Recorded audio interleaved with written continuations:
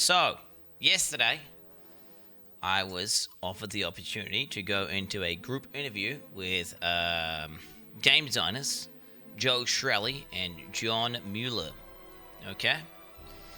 And we were able to ask, kind of like whatever we wanted, and they could either answer or not answer the question. Now, it was a final interview. It was only 50 minutes long, and there was obviously, there's a bunch of people, and then I was in there, and I had to put my little hand up and then ask a question, and then they would, if they picked me, then I got to ask it, and then they would answer. Now we're not allowed to use any of the video footage that we because they recorded the Zoom meeting and everything.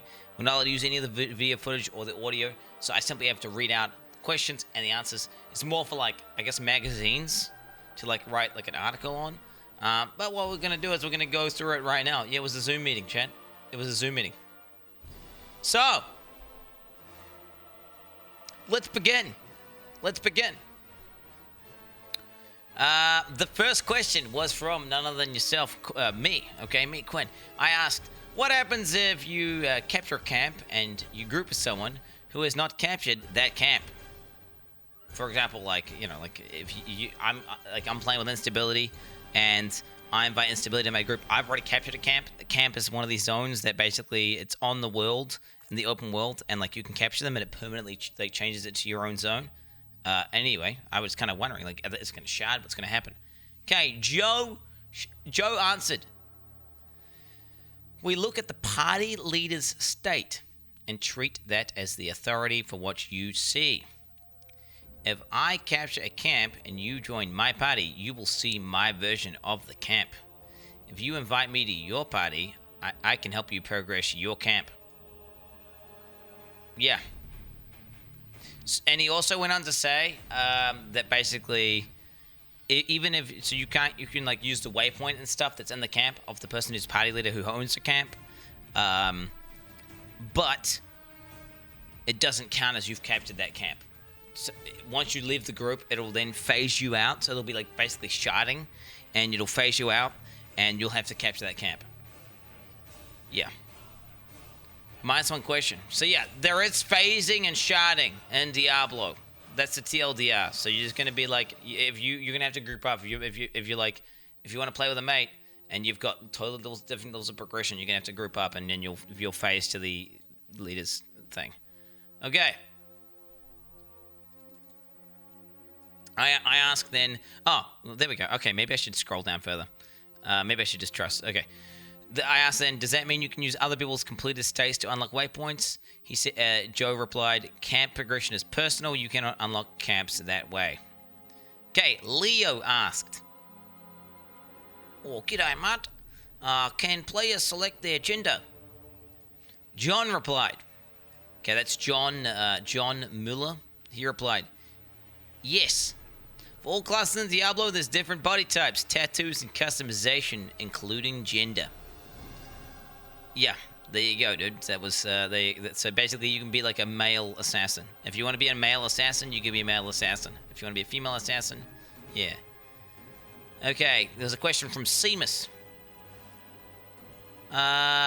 He's Australian as well. I'm not going to do an Australian accent for every Australian question. He asked, oh, g'day, mate. Was there a long list of classes? Why rogue? Joe replied, there's a lot of archetypes important to the franchise. It's important we have a dexterity/finesse class. Yep, that's pretty much. They did talk about that for ages, and he went on and on and on about all this bullshit. But no, that's basically the TLDR. Was they yeah, we need a dex class. They need a dex class. Another question from Seamus. He asked, looking at the gameplay footage, the rogue looks like a demon hunter/assassin combination. What were you trying to achieve with this class with such a range of skills? He answered, when they looked at making a rogue, we knew people have different ideas of a dexterous/finesse class. We wanted to have a class that had access to a variety of tools such that anyone who wanted to play a rogue playstyle would feel at home. So there you go, dude. There you go. He did 2 for 1, dude. Yeah, I mean, I did some 2 for 1 questions as well. People do that. Okay, this is a very important. This question right here, this one here is pretty crazy. Okay, listen up, chat. So I asked this. If you disconnect in Diablo 3, your character stays logged in for 10 seconds and you die. In PoE, you can log out instantly, but then this removes the sense of pressure / excitement. Is there some new modern technology in these modern times for D4 to give us an innovative way to deal with this? Okay, get this, chat. Get this. Get this. Get this. You're not going to expect this answer. Nobody is predicting this answer. Okay, Joe replies.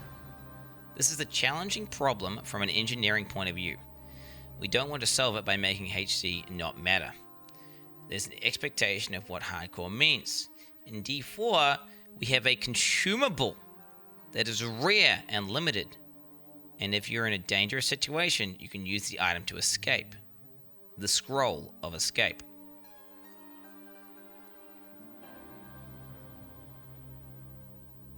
Then I asked, are these farmable, usable indefinitely? He replies, you're not going to have a lot of these. We don't want to obviate the danger of hardcore. You asked about disconnects. If you DC in a dungeon and you have a scroll, you will automatically use it. Where you are teleported to is hard to say. You have no control of where you will be teleported. And then they omega-loled and basically said, like, you can be teleported basically anywhere. Like, it sounds like some random bullshit where you can be ported literally, you know. Okay, I'm banning this guy. 1 second. Just ban that idiot. Yeah, there we go. Good job. Good job. Yeah, so you get an automatic logout macro, providing you have the scroll in your bags.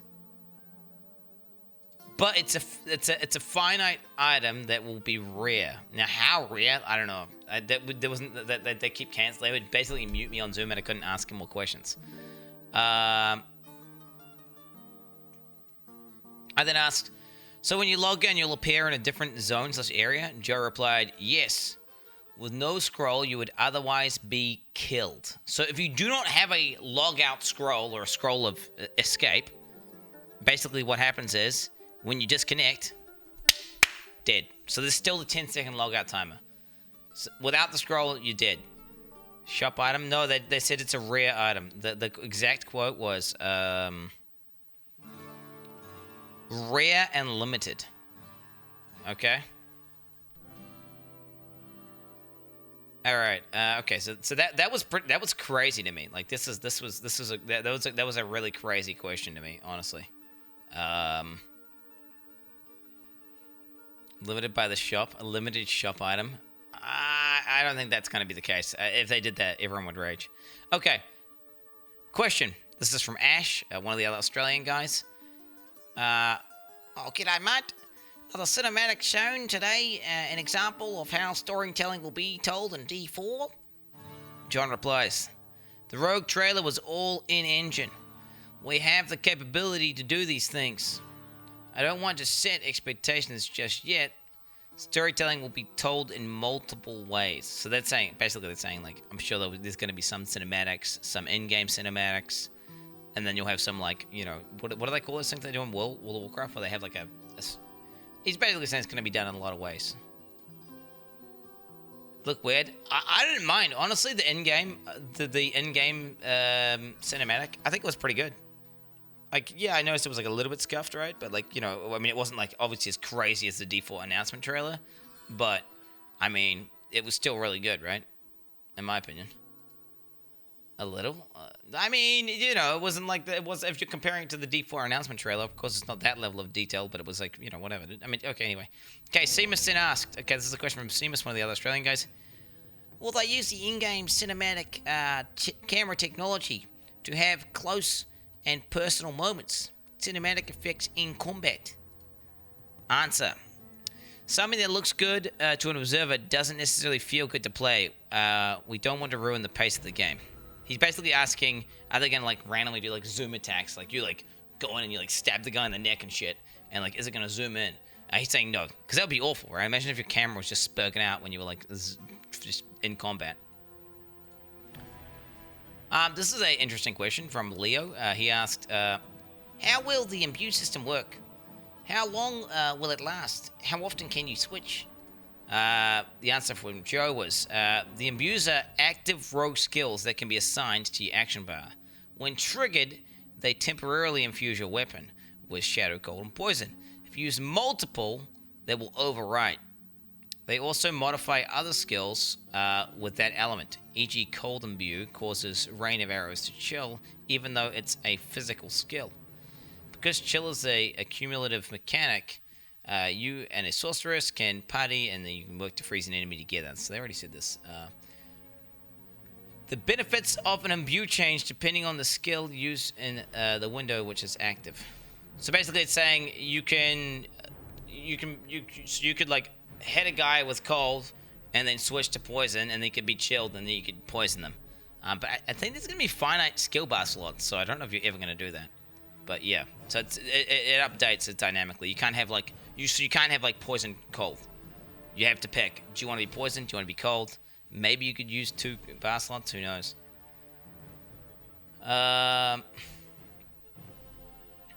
Okay. So I had a question here. This is an interesting question, but it's kind of sad. A little bit sad.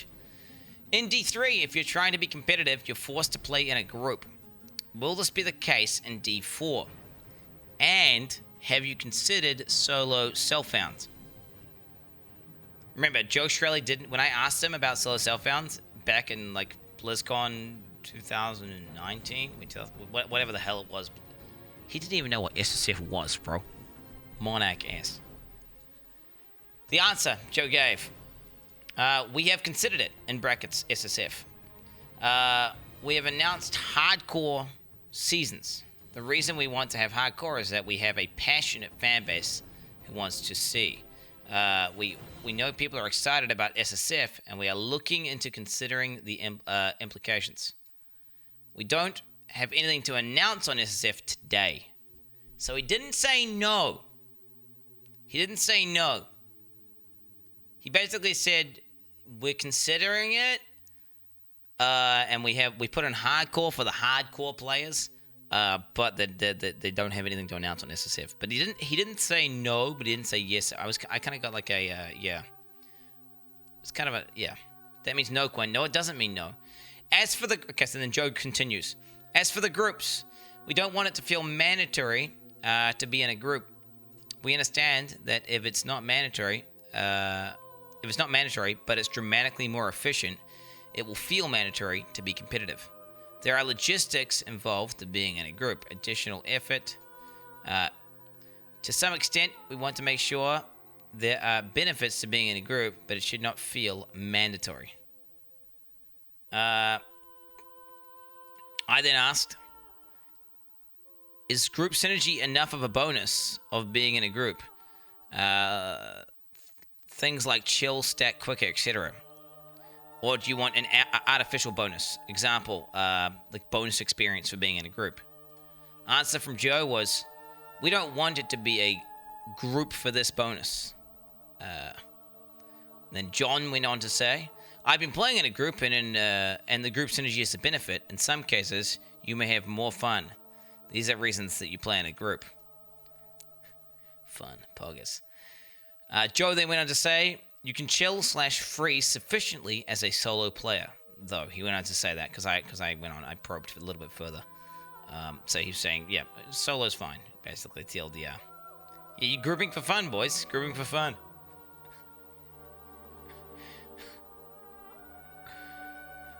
Okay. I then asked, I'm just worried that group play will be too good, that solo players cannot compete. The answer from Joe was, we want to be careful that doesn't happen.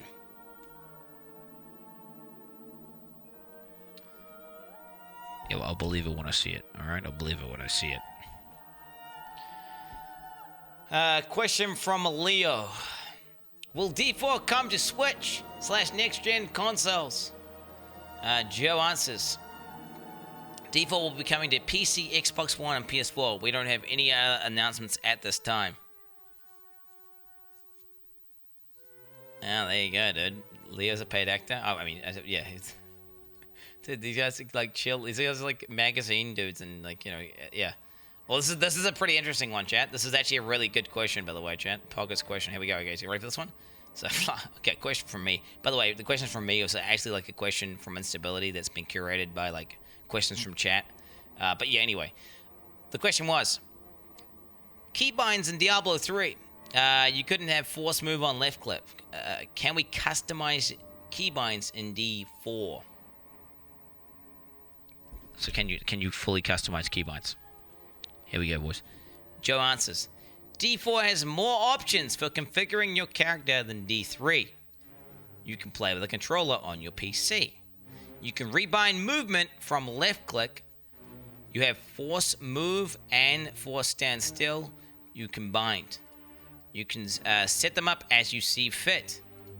Not only are there players who just want different keybinds, we want to make it accessible to as many people as possible. So TLDR is yes, you're gonna have to rebind everything. So you'll be able to just set up your own keybinds. You can have force move, force stand still, which is this is big, chat. Like, this is actually unironically big. It's one of the biggest things that I hate about Diablo 3 is that you have a forced, yeah. Quin DM'd me and said, I have an interview in 30 minutes. I need questions. How do I download Zoom? I was feeding this client questions while the interview was happening. Oh, shut the fuck up, dude. I didn't say, okay, I said, do I need to download Zoom? Because I was just going to do it on the browser version of Zoom, but then I decided, you know what, I'll download Zoom, just in case the browser version's scuffed. And then he was, you know, all right, okay.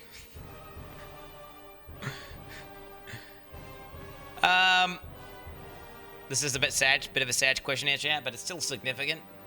I then asked, will there be leaderboards to recognize high-end solo gameplay? Joe replied, no announcements on leaderboards.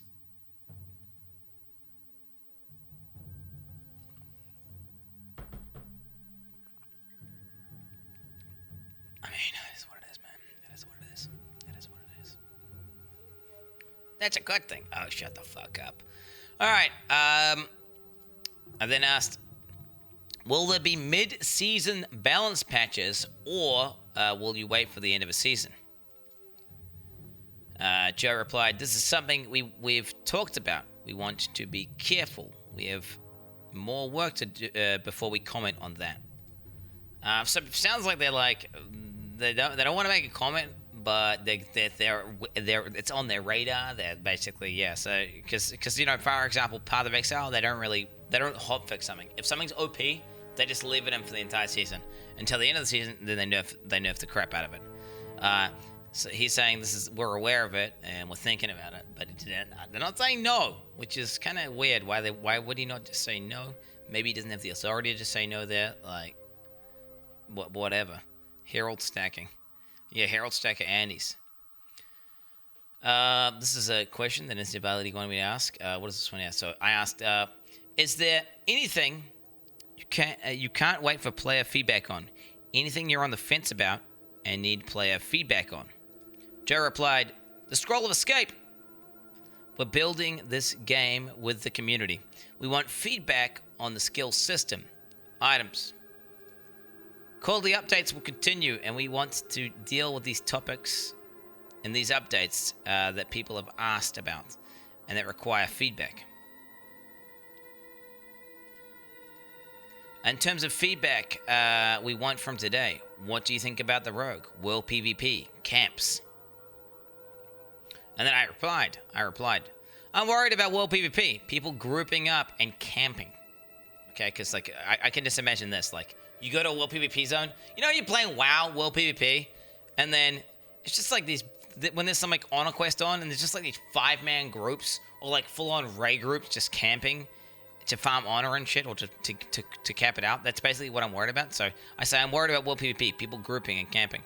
Joe replies, these PvP areas are large, very hard to camp people. John then said, if someone camped one spot, they would be missing out on the other progression systems. I want the PvP loot, but I'm a PvE player. So I go around like a rat, avoiding PvP, but it's part of the world. That's what he said. He said he was a rat, dude. That's what John said. He was a rat. He's going around like looting. It kind of reminded me of RuneScape. You guys know in RuneScape, you could go to the wilderness as like a little rat, and you would just run out, and you could like loot dead bodies, because like a lot of the high-end PvPers like me would like basically go out and they would, you would kill people. Now you could only loot like what they were wearing. Like if they were in full rune or whatever, you'd just take their armor, you take this thing. If they had some food, whatever. But you basically you couldn't pick up all the lobbies, so you'd have these low-level players go on like a little rat, and they would scavenge the food. And they would take all the items and they'd run away, right? So that's basically what he's saying. So like you could play PvP by like avoiding it and just kind of looting the different areas and then getting out. Like you could just do the PvE mobs, get in and then get out. I then asked, so will there be exclusive PvP loot? So like loot that's only for PvP. Joe answered, we're still working on the details of PvP rewards. We want desirable PvP rewards. At the moment, it's cosmetic and transmog, but we want to be careful that people, so that people don't feel left out, and that PvP would be mandatory. So right now, it's like you can do PvP, and you can get transmog, which I mean, to be honest with you, I think I'm fine with, as long as it's not easy to get and there's like different tiers of it and stuff. I think it'd be cool if there was a bit of power reward associated with PvP. Maybe just equal to the PvE in game, or like maybe a little bit less. But yeah, it would be dumb as hell if PvP gear was better than like the best PvE gear. Let's be real. I think you could type better power to it, chat. Honestly, D4 Gladiator. This isn't WoW. No, anyway. I asked, any chance of rated PvP or ranked PvP, or is it just going to be world PvP? He answered, nothing to announce on that yet. So he didn't say no, but didn't say yes. So like rated PvP or ranked PvP, no, for now.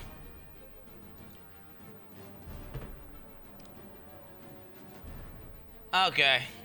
All right, the final questionnaire. What the hell is this question? So the final questionnaire. So basically, I asked this question right here. This is what Instability's written down. He did transcribe the whole thing. The final questionnaire was me asking, "Will I ever kill Moonlord in Terraria?" Joe answers, "We've had a lot of internal discussion about this. We couldn't think of any way this would be possible." John then added, "Yes, we came to a unanimous agreement on that."